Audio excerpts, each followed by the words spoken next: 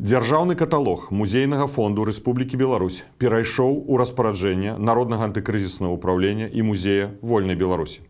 Наша каманда, дзякуючы сваім дзеянням, атрымала кантроль над дзяржаўным каталогам музейнага фонду Рэспублікі Беларусь. Мы заяўляем, што гэты кантроль атрыманы без выкарыстання дапамогі асобаў унутры Беларусі. Таму мы не ствараем ніякай рызыкі ніводнаму супрацоўніку беларускіх музеяў. Але мы кажам, што міністр культуры Анатоль Маркевіч не кантралюе сферу культуры Беларусі. У нашым распараджэнні знаходзіцца каталог, які утрымлівае амаль 165 тысяч музейных прадметаў, якія з'яўляюцца нацыянальнай спадчынай беларускага народу, а не рэжыму Лукашэнкі. Дзяржаўны каталог музейнага фонду Беларусі перададзены на захаванне музею Вольнай Беларусі, які з'яўляецца адным з шматлікіх праектаў НАУ. Усе грамадзяне Беларусі змогуць атрымаць доступ да звестак аб музейных прадметах, якія знаходзяцца ў музеях і калекцыях Рэспублікі Беларусь. Ад сённяшняга дня, калі хтосьці вырашыць знішчыць музейныя прадметы або нанесці ім шкоду, прадаць, перадаць трэцім асобам альбо краінам, то ён павінен разумець, што мы дакладна ведаем стан музейных прадметаў, месца іх захоўвання і адказных за гэта асобаў. За знішчэнне, крадзеж і незаконную перадачу музейных прадметаў будзе прыменена адказнасць у адпаведнасці з заканадаўствам Рэспублікі Беларусь. Рэжым павінен разумець, што мы будзем ціснуць на яго, кантраляваць яго і фіксаваць усе ягоныя злачынствы. У якасці першага кроку па прапанове нашай каманды супрацоўнікаў музея Вольнай Беларусі у дзяржаўны каталог 26 траўня 2024 года уносяцца прадметы, якія з'яўляюцца гістарычнай і культурнай каштоўнасцю беларускага народу.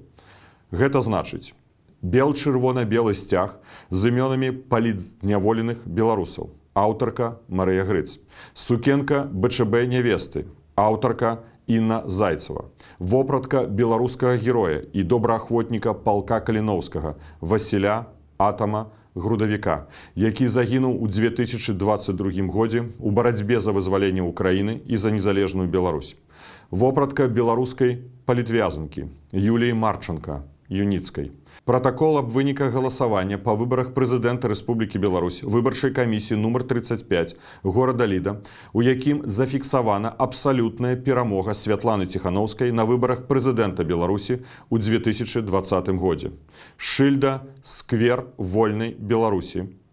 Дакладная копія вулічнай шыльды ў горадзе Беластоку. Сімвалічна сёння мы ўносім у дзяржаўны каталог музейнага фонда фотаздымак кааліцыі «Каманда Латушкі» і «Рух за свабоду» спіс нумар 9 на першых прамых дэмакратычных выбарах у Каардынацыйную раду Беларусі. Музей Вольнай Беларусі створаны ў 2022 годзе па нашай сумеснай ініцыятыве з Наталляй Задзяркоўскай і камандай НАУ. З'яўляецца музейным, культурным і адукацыйным цэнтрам беларусаў у Варшаве. За 2 гады у музеі праведзена больш за 300 мерапрыемстваў, якія наведалі больш за 16 тысяч беларусаў.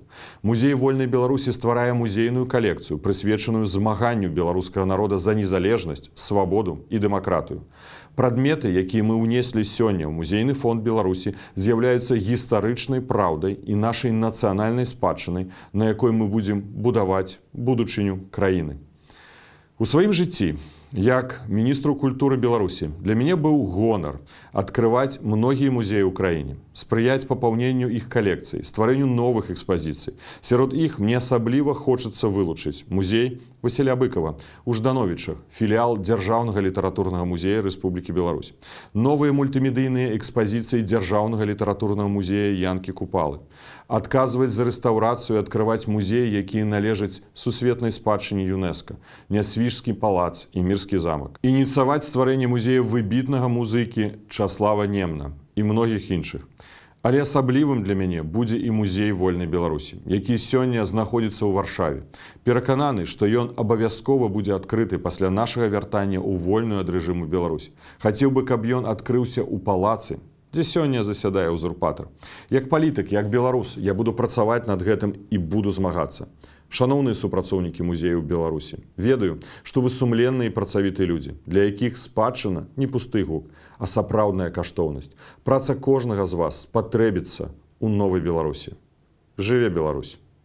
І яшчэ асабістае прывітанне так званаму міністру культуры Анатолію Маркевічу ад намесніка кіраўніцы аб'яднанага пераходнага кабінету Беларусі.